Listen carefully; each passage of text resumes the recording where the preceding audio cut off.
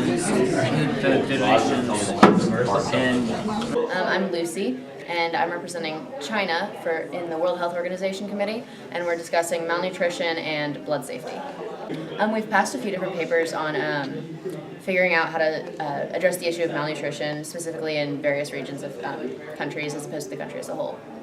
Right now we're working on how to establish a national blood organization to establish safer transfusions and more effective general blood work.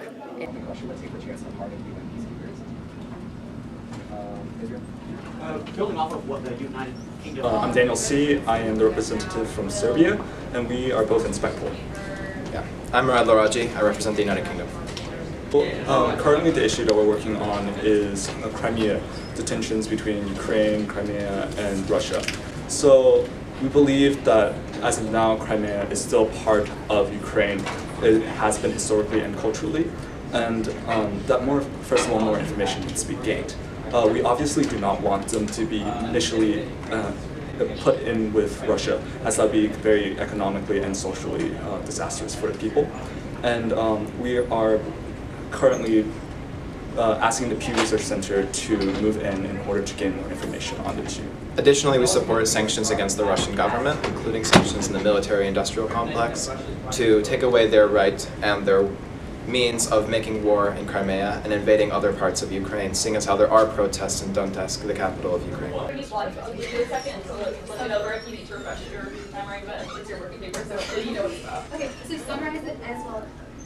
So I'm Samrat Matra. I go to school at USJ. Currently we're talking in committee about the rights of refugees.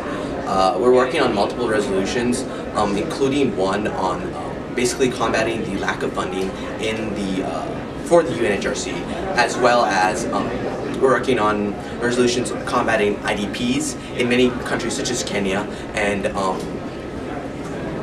the working paper currently that I'm working on with a lot of other delegates is basically combating the lack of funding that the UNHRC receives, because as we all know, UNHRC has many plans already in action, but the main thing is countries have pledged money but they're not giving it.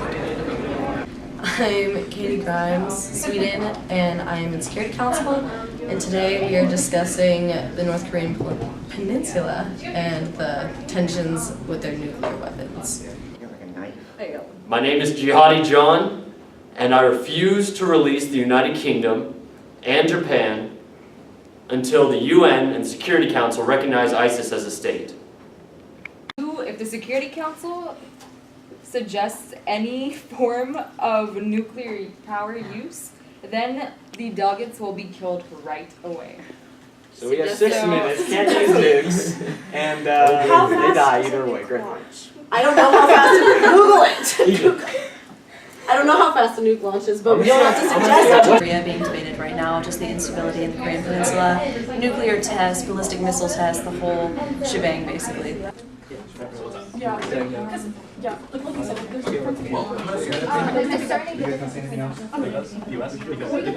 I'm Jacqueline Becerra. I'm in the Human Rights Council.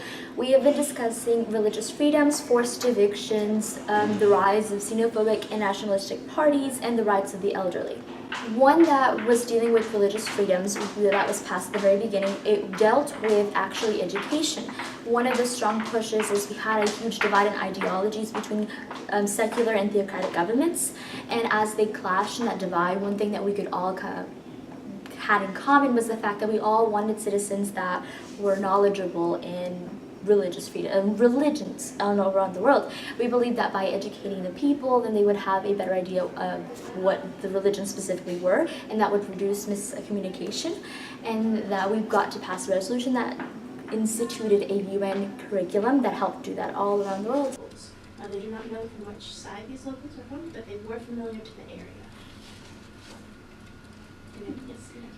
Are there any other individuals from either side? Okay, I'm Liam Ash. I'm representing the delegation of Japan. We are currently working on the Darfur genocide, in which one of our delegates has been kidnapped. It's the Egyptian delegate, and we're attempting to negotiate with the Janjaweed on how to retrieve him. Oh yes, we passed a resolution for the Vietnam War. there was another hostage situation there in which the U.S. ambassador to North Vietnam was abducted. For the longest time, we were convinced that it was actually a North Vietnamese insurgent group. Russia revealed that it had that it was behind the entire kidnapping the whole time. It then proceeded to capture the entirety of North Vietnam, which we immediately reclaimed under UN law, or I should say UN direction to reinstate peace and then provide humanitarian aid to the zone that had been ravaged by Russian forces. Yeah,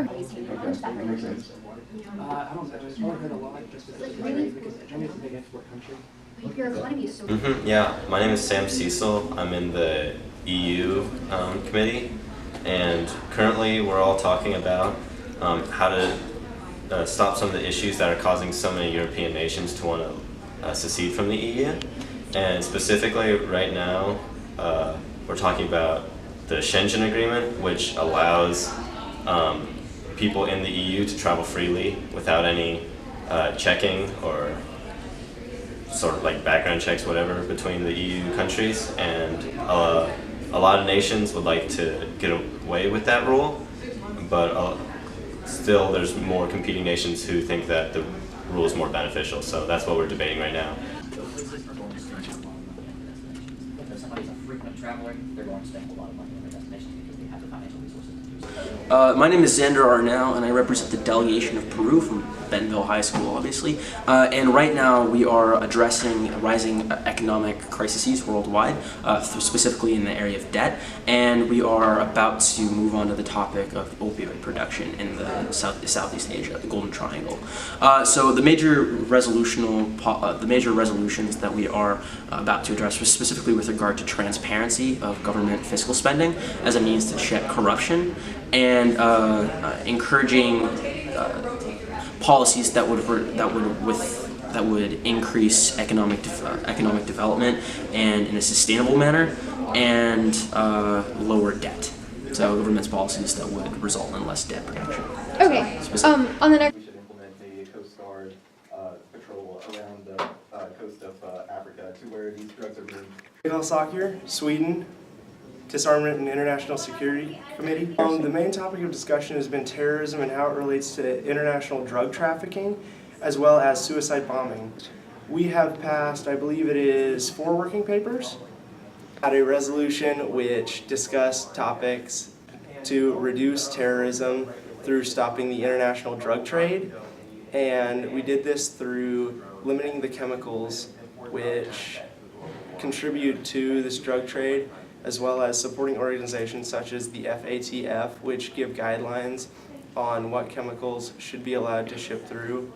And it was very successful and almost unanimously voted upon. My favorite part of Model UN is getting a more global perspective on things that I wouldn't normally think about. UN has taught me about topics that otherwise I never would have encountered in my life. I just like the debate about current events, and also like learning about what's going on and stuff like that. I think it's the working together. I really enjoy the policy making and the accommodation of different views. Oh gosh, I don't know. I love everything about it. That's kind of a hard question because Model UN is just such a great learning experience in like so many different ways. The number one thing you're looking forward to for this whole thing? That's the thing I love about Model UN and everything. It's just that you're exposed to so many people with different views from you, and so many different views on just like these simple 4 solutions. I think it's the progress of how well my skills have developed over time being in Model UN. Doing well, yeah.